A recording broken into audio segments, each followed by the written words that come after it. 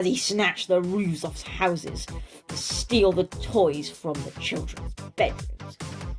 Nobody could stop him. He was the biggest and the best. He was whack! Today, we will be reading You're a Bad Man, Mr. Gum by Andy Stanton.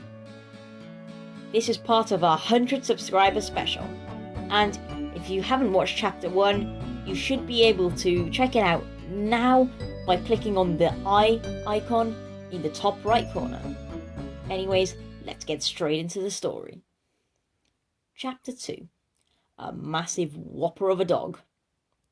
One day, a massive whopper of a dog came to live on the outskirts of town. Where did he come from? Nobody knows. What strange things had he seen? Nobody knows. What was his aim? Everybody knows. It was Jake the dog. He was a furry wobbler and friendly as toast, and he soon made himself very popular. He would often come into town to play with the children and give them rides on his enormous broad back. No matter how many children wanted to laugh on him, he never grew tired. He was just that sort of dog. If he had been a person, he probably would have been a king, or at the very least a racing car driver with a cool helmet. Or perhaps he would have been a gardener, because Jake the dog loved nothing more than playing in gardens. He enjoyed rolling his big doggy body around on a springy green lawn to see what it felt like. Generally, it felt like lawn. And chomping up the flowers in his big doggy mouth to see what they tasted like. Generally, they tasted like flowers. He looked so happy that nobody really minded his messy visits. In fact, a rumour began that if Jake the dog visited your garden, it meant you were in for some good luck. And if you left a little gift on the lawn, you were in for double good luck and maybe even a telegram from the Queen. So the townsfolk started to leave pies and bones out on their lawns, hoping to tempt Jake out into their gardens. Sometimes it worked, and sometimes not. Mostly, he played where he liked and when he liked. He was a free spirit, like Robin Hood or the Man in the Moon or something, I don't know. He was just a dog after all. All summer long, Jake played and everything was fine until the fateful day he discovered a garden he'd never played in before. It was the prettiest, greeniest, floweriest, gardeniest garden in the whole of Lamonic Bibber. On that fateful day, Mr. Gum was snoozing away in his unmade bed. I told you he was a laser, and that's what lasers do. He was dreaming his favourite dream, the one where he was a giant terrorising the townsfolk. His enormous bloodshot eyes flashed evilly like flying saucers high up in the clouds as he snatched the roofs off houses to steal the toys from the children's bedrooms. Nobody could stop him. He was the biggest and the best. He was whack! For a moment, Mr. Gum did not know what was happening. Where were the tiny houses? Where were the frightened people? Where were the whack? Ow! Yelled Mr. Gum, rubbing his head and looking around in terror. Oh no! He rasped. The angry fairy was hovering over him, frying pan at the ready. Sort out the garden, you lazy snorer! Yelled the fairy, and down came the frying pan. Mr. Gum was too fast this time, and shot out of bed like a guilty onion. Pff went the frying pan, as it hit the bed covers, sending up a little cloud of dust and ants. Mr. Gum legged it out of the bedroom and went hurtling down the stairs. He stepped on an old slice of pizza lying in the hall and skidded into the kitchen, riding it like a cheese and tomato surfboard.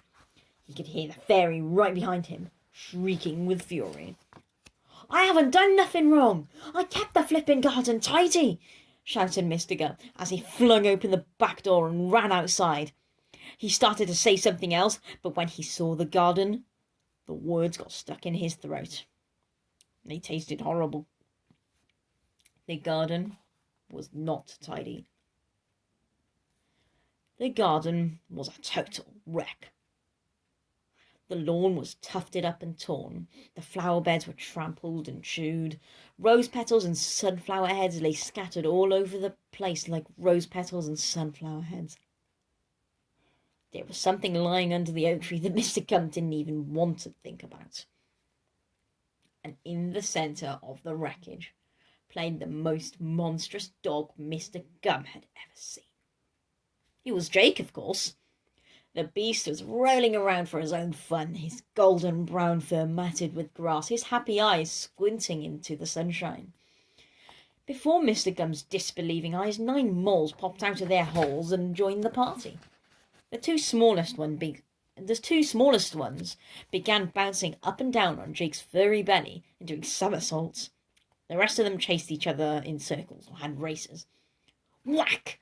The pan came down on Mr. Gum's head faster than Superman. Splap! The pan whipped him one on the bottom. Boing! A fat one to the belly. Mr. Gum doubled up in pain and tripled up in fear as the fairy raged. "It ain't my fault," he yelled. "I ain't never seen that dog before. I don't care whose bash fault it is. It's your job to do wallop. To do the gardening, you stupid trouser face." Mr. Gum flung himself down on the lawn and lay there whimpering, his eyes shut tight in unbraveness. Jake, on the other hand, was having a brilliant time. But just then, a cloud shaped a bit like a bone drifted by. With a hungry bark, Jake ran off to chase it. Mr. Gum watched as the dog bounced over the fence and disappeared off to who knows where. The moles raced back to their moleholes at the speed of moles. As suddenly it had begun, the terror was over. Mr. Gum spent all afternoon repairing the damage. The fairy watched over him, scowling and brandishing the frying pan dangerously to hurry him on. Eventually, the garden was back to normal, and with one last whack for good, the fairy flew back to the bathtub and vanished. Mr. Gum breathed a sigh of relief and went inside to find he'd missed his favourite TV show, Bag of Sticks, which was a picture of a bag of sticks for half an hour. Mr. Gum was the only person in the country who ever watched a Bag of Sticks. Everyone else turned over to watch Fun Time with Crispy. "That dog ought to be given a meddling medal. He's such a meddler," muttered Mr. Gum. "I hope that's the last of him." But it wasn't the last of Jake. It was the beginning.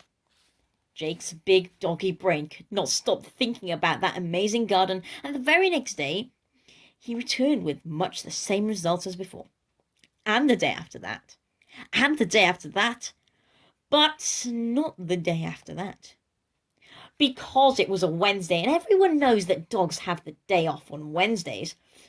But on Thursday, you should have seen him. He was back with a vengeance. Every day, apart from Wednesdays, it was the same story. That massive whopper of a dog would come bouncing over the fence and start romping around like an uncontrollable doctor, sometimes leaving his little gifts, as was only natural. Mr. Gum would run out into the garden shaking a fist on the end of a stick to frighten him off, but he could never catch him. Jake would just bark like a cheeky schoolboy doing an impression of a dog barking. Then he'd bounce over the spiky fence and disappear off to who knows where. 3 weeks later, Mr. Gum was covered in frying pan-shaped bruises, and he had missed 10 episodes of Bag of Sticks. It was time for action. Nasty action. It's time for action. said Mr. Gum to nobody in particular. Nasty action. Now, nobody in particular shrugged his shoulders and wandered off to eat his dinner. Mr. Gum went to the shed and got out his thinking cap. He put it on his knee, it was a kneecap by the way, and started thinking about how to get rid of that dog. If you've managed to watch all the way up until here, please leave a like and turn that subscribe button grey. If you already have, click on one of these 2 boxes to watch another one of my videos. Anyways, I'll see you in the next video.